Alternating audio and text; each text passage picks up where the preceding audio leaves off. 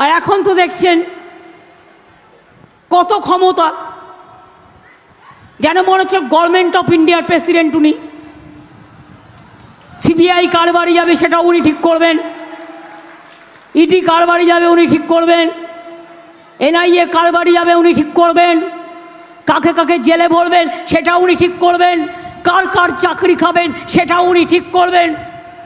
ওনার এক পকেটে বোমা আর এক পকেটে সিবিআই এজেন্সি আর ইডি। নিজেই বলেছে বোমা ফাটাবো। কি বোমা? না 26,000 টিচারের চাকরি খেয়ে নিয়েছেন। এটা গর্বের?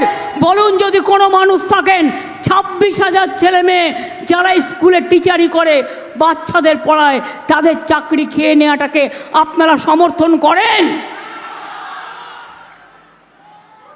আজ যদি আপনাদের নিজেদের ঘরের ছেলে মেয়ে হতো তাহলে কি হতো? আর তারপরে এই রায়টা যে ওই দিন বেরোবে তুমি 48 ঘন্টা আগে জানলে কি করে?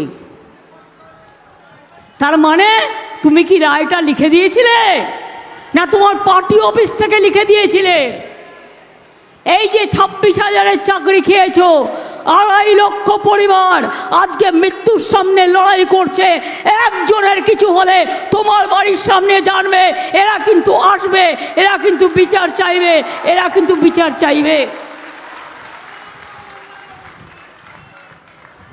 এর মধ্যে মিদনাপুরেরও নিশ্চয়ই অনেক আছেন, অনেক পরিবারের ছেলেমেয়েরা আছেন, কম নেই। আমি কিন্তু বলছি আমরা কিন্তু আপনাদের সাথে আছি। আমি এর শেষ দেখতে চাই। আর যাকে প্রার্থী করেছেন মহানুভব, একেবারে ঈশ্বরের পরেই উনি, নাকি ঈশ্বরের ওপরে হবে? কোথায় কোথায় স্টুডেন্টদের চাকরি খেতেন, চাকরি যারা কর্মপ্রার্থী চাকরি খেতেন। আবার 4 সপ্তাহে 12% শুধু টাকা ফেরত দাও।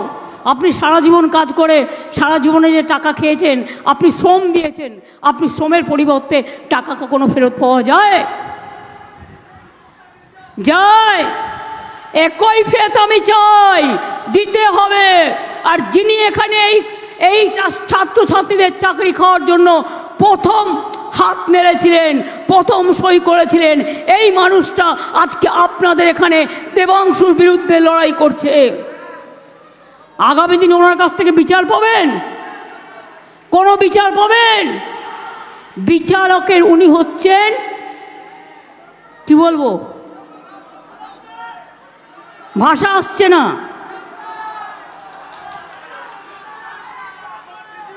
যিনি বিচারকের আসনে বসে বিজেপির সাথে ফোনে কথা বলতেন, নিজেই বলেছেন, বিচারের আসনে বসে সবার চাকরি খেতেন আর বিজেপি পার্টি করতেন, আর অন্য পলিটিক্যাল পার্টিদের টিভিতে গিয়ে গালাগালি দিচ্ছেন, তাকে আমি কি বলবো? নামটা আপনারা ঠিক করে দেবেন, আমি ঠিক করব না। বিতাড়িত করে দিন।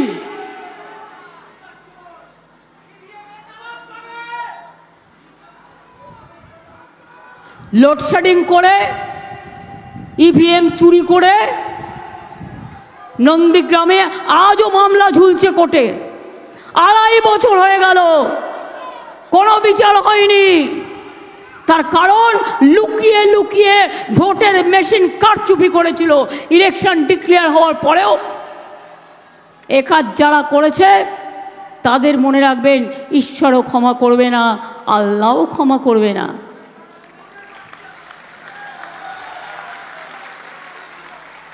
আজকে উনি বড় গেরুয়াধারী হয়ে গেছেন। বিড়াল বলে মাছ খাবো না, কাশি যাব। সবচেয়ে বড় সাধু হয়ে গেছেন। আমি সাধু পুরুষদের বলি, তোমাদের ভোট লোকে কেন দেবে? 100 দিনের টাকা দেবেন না, এই শব্দ কে বলেছিল? বিজেপি পার্টি এবং গদ্দার বলেছিল কি বলেনি? আবাস যোজনার টাকা দেবেন না, কে বলেছিল? গদ্দার। বাংলার রাস্তার টাকা দেবেন না, বলেছিল কে? গদ্দার। আর বলে বেরিয়েছে তৃণমূল নাকি চুরি করেছে। তাই ওরে তৃণমূল চুরি তো তোর থেকে শিখেছে, তৃণমূল চুরি করতে জানতো না, তৃণমূল চুরি করেও নি।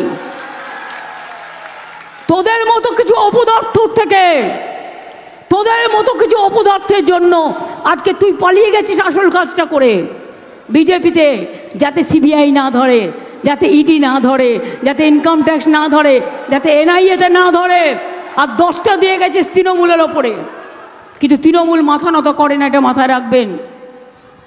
তৃণমূল মাথা নত করে না, করবে না। 350 টিম নিয়ে এসেছিল এখানে।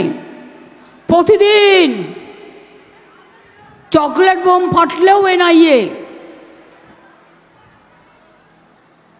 কালী ফটকা কাটলেও এনআইএ, ধানি ফটকা ফাটলেও NIA. Government of the agency, by the agency and for the agency. আজকে এই হয়ে গেছে ভারতবর্ষের অবস্থা।